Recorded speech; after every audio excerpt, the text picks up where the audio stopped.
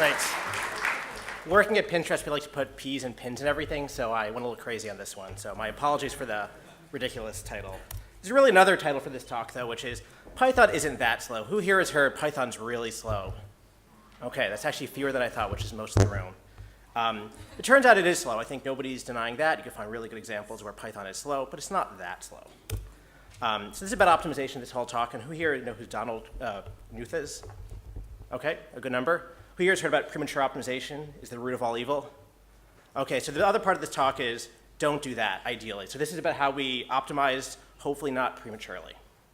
And the requisite XKCD comic on it, of course. So first the problem we're going to talk about, then one of the sort of the gotchas, which is about Gevent, some of the profiling tools we use to actually deal with the problem, and also what do we do in the end, right? The goal here is to actually solve a problem and not just optimize for the sake of optimizing. So this is the problem when we started out. I used to work in the search team at the time. We had a really high latency. We have these two colors here. That top graph is the latency for the site-wide, the whole API. You go to Pinterest, you have that's the nighttime latency and the daytime latency. And the bottom graph is the actually latency for the search system. And what's really surprising here is there's a huge difference in them. Not only is there a difference in the actual latency, but the actual height of that curve is really, really big for the site-wide latency. So where is that coming from? It turns out at the time 70% of the latency was outside of search. So the search team built a system, and then 70% of the latency came from outside of it, from something else. And why does it change so much from nighttime to daytime as well? We see there's a bit of fluctuation in search. We know there's a bit of a problem there. There's a much bigger problem outside of that. It turns out this problem actually wasn't specific to search. This was the whole entire company had this problem. There's a huge fluctuation between nighttime and daytime latency. And the latencies were really, really high, way higher than anybody thought they should be.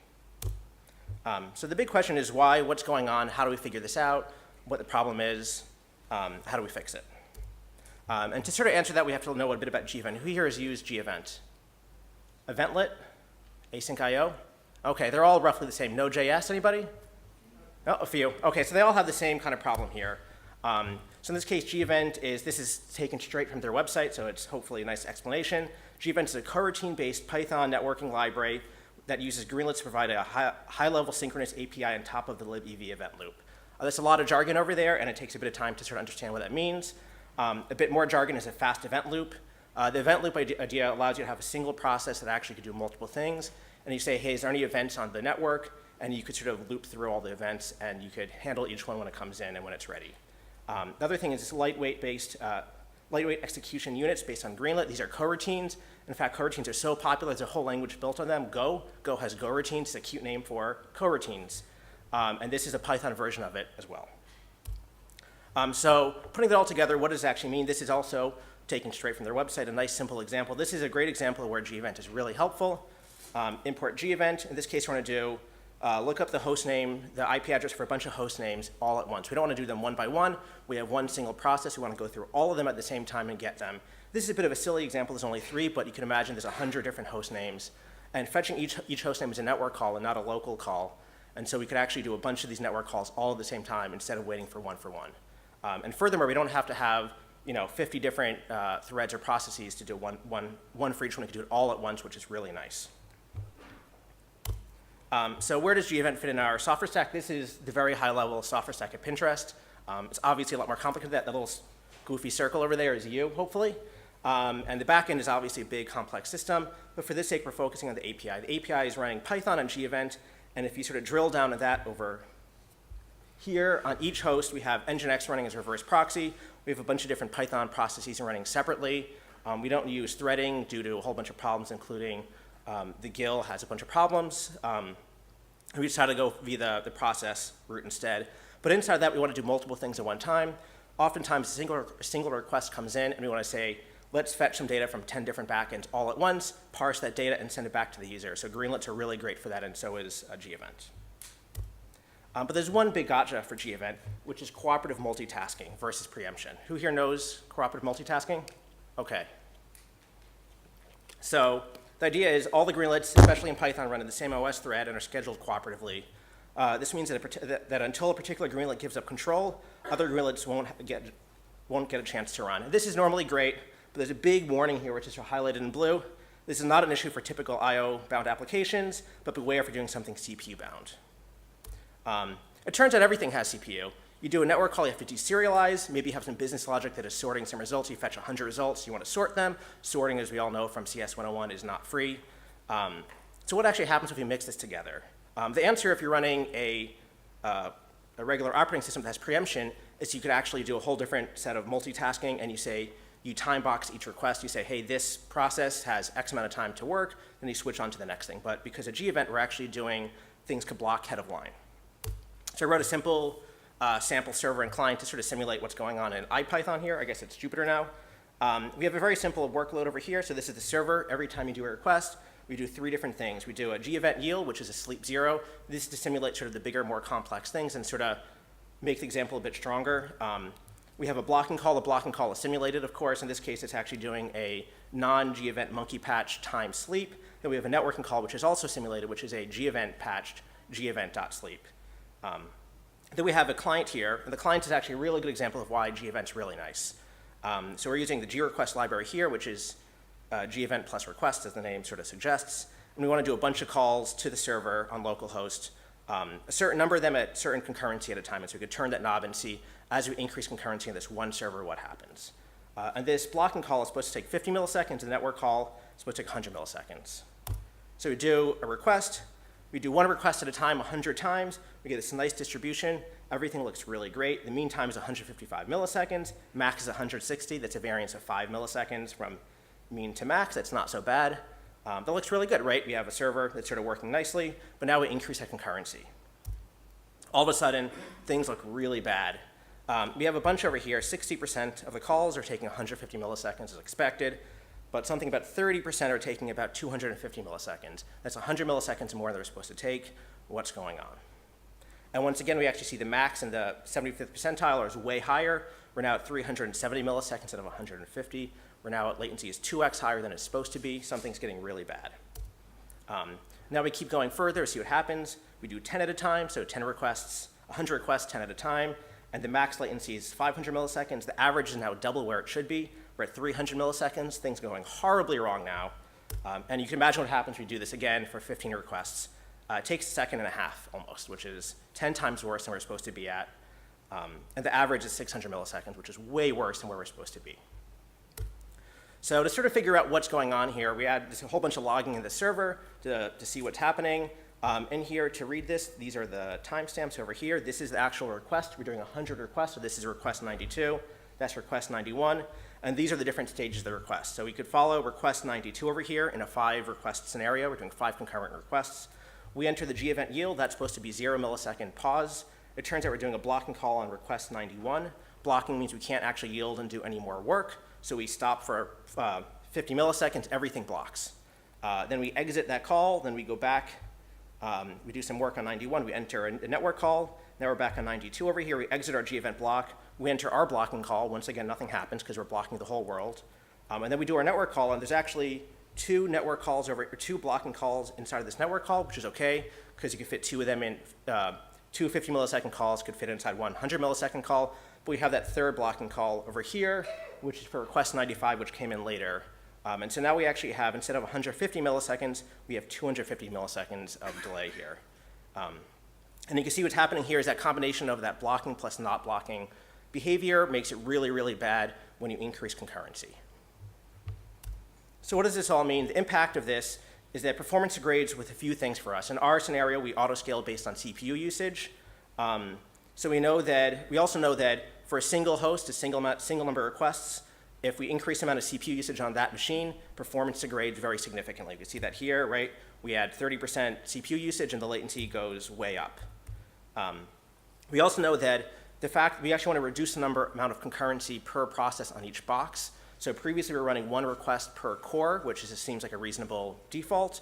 The problem with that is we were essentially doing multiple requests per process, and we're doing cooperative multitasking and yield and blocking everything else. And instead we want to use the kernel's preemption so we could actually get smoother latency with the same amount of work being done. So that means there's 2 things we could do here to improve latency. One is we could actually run more processes per machine. We went to 1.5 times the number of cores. That was a nice, really easy win, had a huge drop in latency. Didn't make anything faster per se, or less work being done, but it made it being done more efficiently. That took about 5 minutes of work. It's 1 line of config to roll it out, nice and easy. But we know there's a bigger thing here, which is we actually want to reduce the amount of CPU being done on this network-bound API application. Because we know that now network plus CPU in Gevent or any kind of cooperative multitasking thing equals a complete disaster.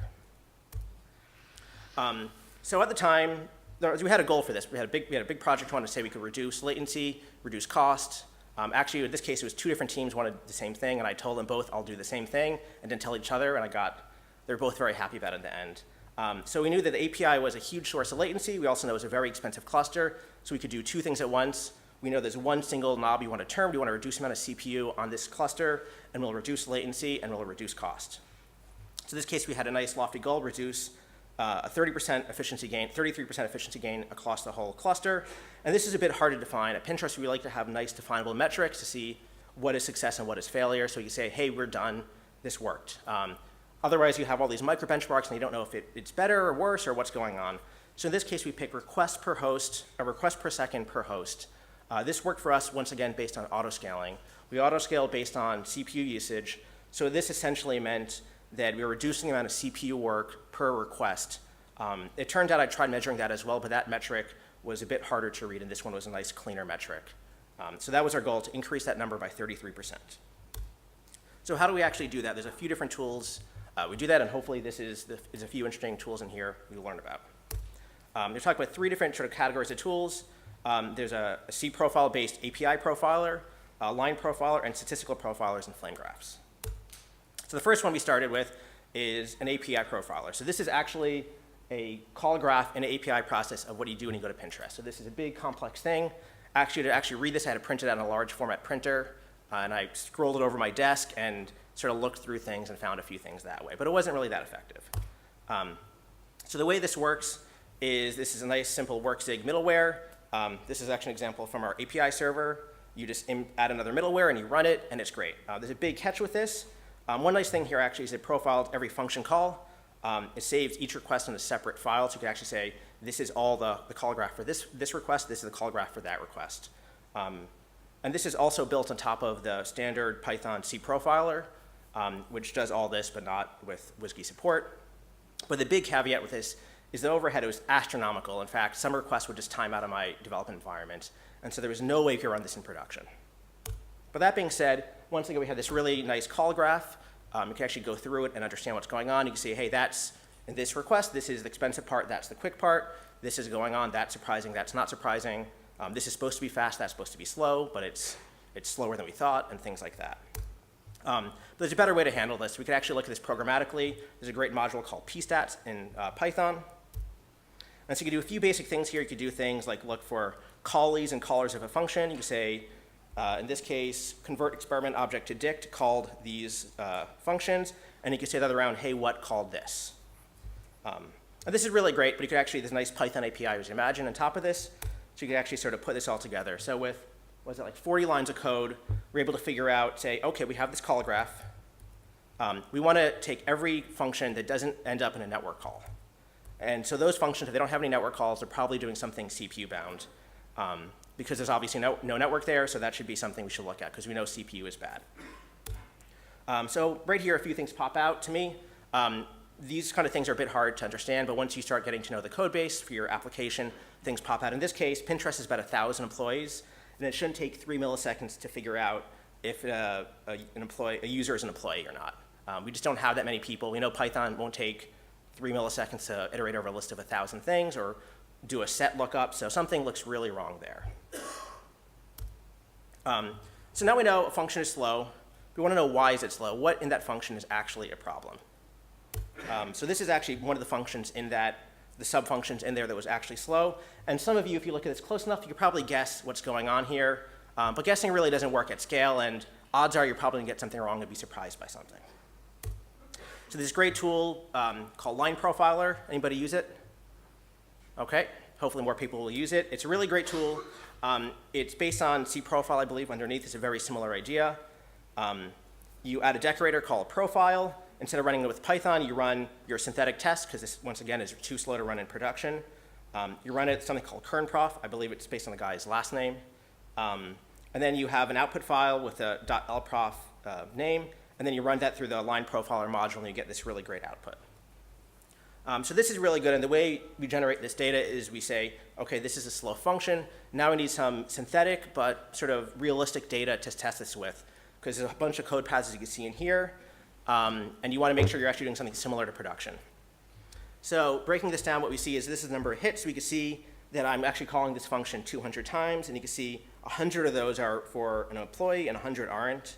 And right away, we see this really nice graph here, which is percent time. We see 54% in this regular expression match, and 36 with this LDAP list over here. For some of you who used the regular expression module before, you can see the problem over there pretty easily. Regular expression has small built-in cache, but it doesn't work at any meaningful scale. So you want to precompile that regular expression and not recompile it every time, and that fixes things. But the surprising thing here was that LDAP list is LDAP user. That was actually really slow too. That was almost as slow as the regular expression. So that's something we would have never noticed without actually profiling the actual line by line. And then that was a fix. There was some problem with how we initialized that class, I believe, and we fixed that, and we dropped the latency on this and the time spent on this way down. So this is really great, but how does it look in production? Now we know, hey, there's this one function. We know exactly why it's slow. We know how to fix it, but do we actually want to fix it? Is this actually worth our time? How does this compare to production? So far, both profilers we talked about are terrible at production. If you have any kind of production system that has latency sensitivity, they have significant overhead and won't actually run without impacting your users. So this is where statistical profilers come in. So a bit, who here has used one? Okay, just a small handful. So the general category of profilers, there's the event-based profiling, which we talked about so far, and that does things like it tracks events. You say, every time I make a function call, every time an exception is raised, every time I return something, I do something, add a hook into the system, and I record that every time. And this is really great because it's deterministic. If you have a small thing and you're profiling it, you will measure the same exact thing every time. Maybe the numbers and how long it took is a little different, but overall you're measuring the exact same thing every time. The catch is that this is a lot of extra computation to do, and it's really, really slow. And the two examples I mentioned is cprofile via WorkZig and the line profile. There's a whole separate category of profilers, which are statistical profilers, and they say, hey, every so often, let me look at what the process is doing and record that. So they probe the stack periodically. In this case, we use, I think, 5 milliseconds in between. But the problem is they're non-deterministic. So if you're actually measuring, if you have a function that takes 1 millisecond and you only sample maybe 3 samples over this bigger function, you may not actually see that 1 millisecond call. So you actually want to run, there's a nice solution to this, which is actually to say, let me collect a bit more data. Instead of recording it for maybe 10 seconds, we actually use 15 minutes. And 15 minutes was picked because it's a nice number, completely arbitrary. It turns out at 15 minutes, our data set was fairly stable across different runs. So that's a fairly easy thing. The really great thing about this is the overhead is really, really small. There's a small overhead, but I tried to measure it, and I was unable to measure it with any basic tooling, and I figured if I can't really see it, that's great. And there's two examples we'll talk about here. There's a stacksampler and vmprof. So the first one we started with was called stacksampler. It's from a company called Nylas. I believe they do email. And this is a really great, simple one. It records the stack every 5 milliseconds and emits data over a small Gevent server over a local host. And I'll talk about the format in a second. And once again, it's a bit fuzzy, but you can actually take this data and convert it to flame graph. So this is actually the crux of the whole system. As you can see here, this uses signals. Anybody use Linux signals before? Okay, that's more than I thought. That's good. So this is a really nice way of saying, hey, every 5 milliseconds we want to do something. So there's 2 signals we use. We actually register a function sample for sig v alarm, sig vt alarm, and then we actually set an alarm. So we set a timer over here, and then we call sample when that timer is handled. Then we do some work, and then we set it again. So this means that we're actually able to, with one process, one thread, we can actually say, do this thing periodically. And that works really well. And the format we get here is this nice, simple format. We have the function name, we have the module it came from, and this is the full stack over here. And then that's the number of times we saw it over here. So in this case, the small example, we saw that specific stack 43 times.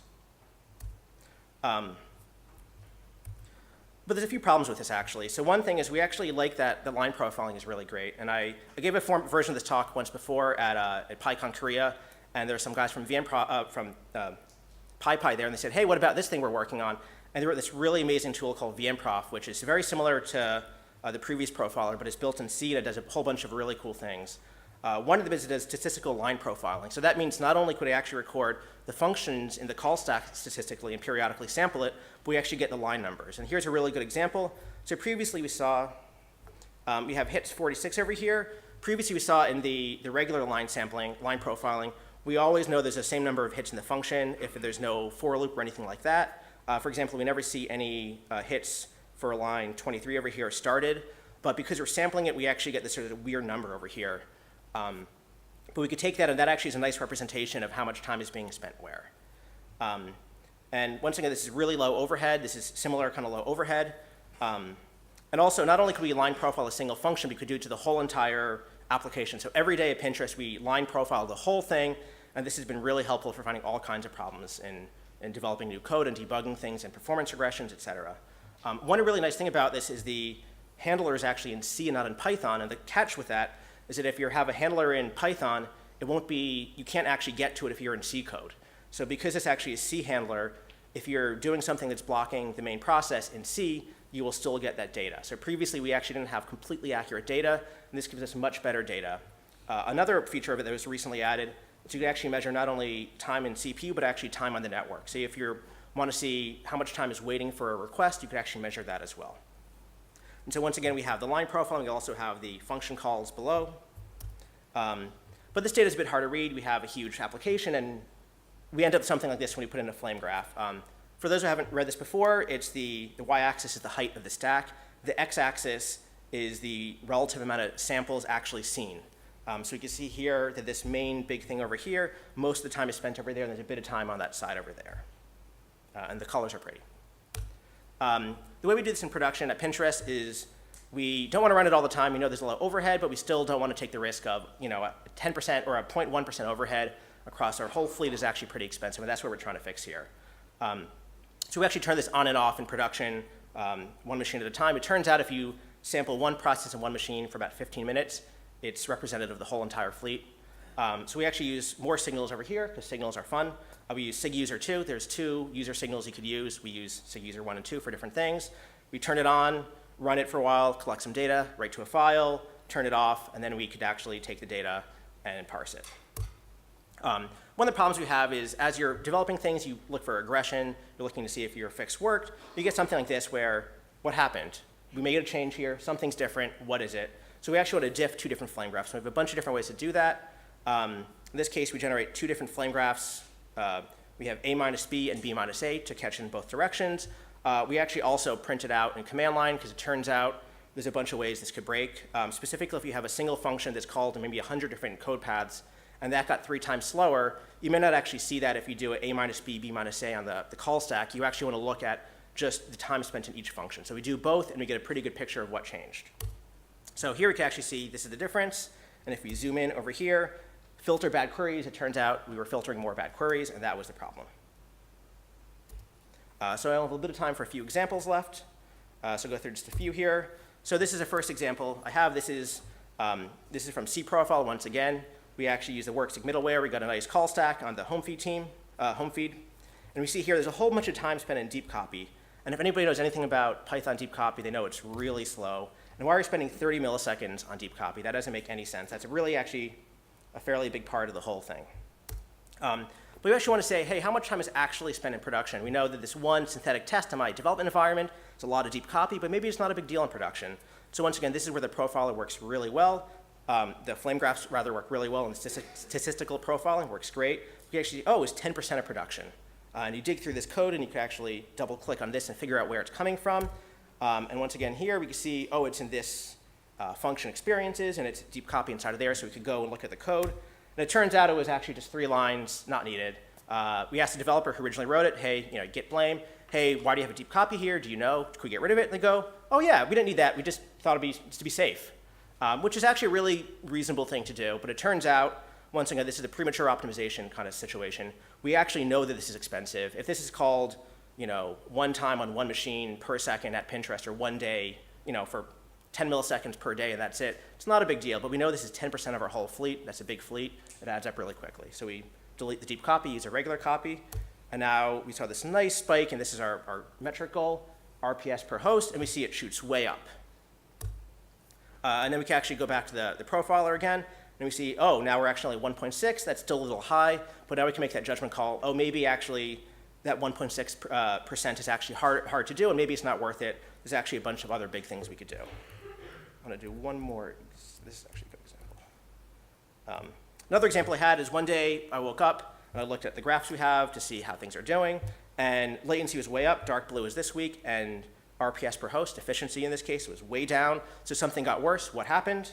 And we get this graph here. We get, this is the good day, this is the bad day. Let me look at them. And I don't know about you, but I can't read that. That's impossible to read for me. But we do a diff. We have a nice graph. And we see here it's delta E CIE 2000. It turns out it's some color thing. You ask the developer who wrote it, hey, is that supposed to be there? They go, oh, no, let me fix that. And the next day it was fixed. So this is a great example where one of the big challenges with performance is you want to make sure that you actually are looking for regressions and are able to find them. A few other examples. So impact. So what happened at the end? So once again, this is where we were before. 70% of latency was outside of search, and only 30% of it, small percent, was inside of it. And there's a huge fluctuation of latency. Actually, the total latency for the system was 2 seconds, which is way too high for a server. Afterwards, this is our graph after. You can see the 50% of latency is outside of search, and that spike during the day where it got worse is much, much lower. And in fact, it looks like it's all coming from the backend system. So this is a really nice graph of the overall latency. We fix it for search, but we fix it for the whole entire site. So this is a site-wide problem. This is where we were then, and this is where we are now. We can see this light blue is before, and dark blue is now, and there's a huge drop in latency over here. And now we're actually able to also, not only do we drop the latency and drop the cost by 30%, 40%, but we're also able to detect regressions and say, hey, something just got worse. Let me look into it. Let's figure out why. This happens on a regular basis for us. So in conclusion, when you're trying to optimize something, understand your bottlenecks. Don't optimize for the wrong thing. Don't prematurely optimize. Is your system network, CPU, or memory bound? Is your cooperative multitasking? That's always a nice, sneaks into everything. It's in many, many languages now, and you have to know to look for it. When possible, profile in production. Synthetic benchmarks are almost never enough. They're usually a good start, but at the end of the day, you really want to know how much time is spent where. And visibility is really key to this. Don't guess about what you're trying to do. Even if you think you're right about what the slow part is, it's really great to actually measure that. Finding what to fix is often way harder than fixing it. In the examples I showed you, they're really small fixes. Sometimes that's not always the case, but there's almost always a bunch of low-hanging fruit like that. And lastly, watch out for performance regressions because they sneak in all the time. And that's it. Thank you. I have time for one question. I think I have.